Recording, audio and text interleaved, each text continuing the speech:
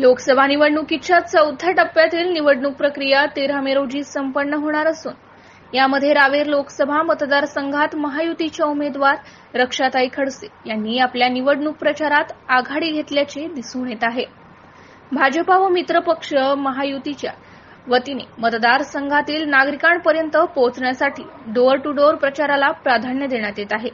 मे महिन्याच्या रखरखत्या उन्हात रावेर लोकसभेच्या निवडणूक रिंगणात असलेले उमेदवार तनमन धनाने आपला निवडणूक प्रचार जोमाने करत असल्याचे चित्र सध्या दिसत आहे।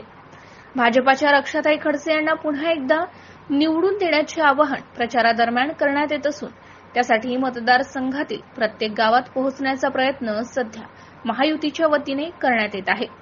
त्या अनुषंगाने नुकताच 4 मे रोजी मतदारसंघातील यावल तालुक्याचा प्रचार दौरा संपन्न झाला।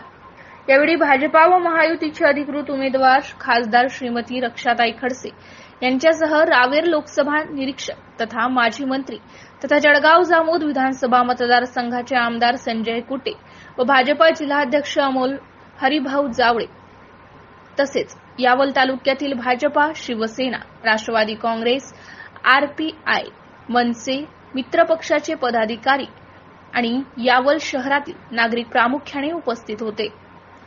MCN न्यूज मराठीकरिता संपादक राजीव वाढे, रावेर।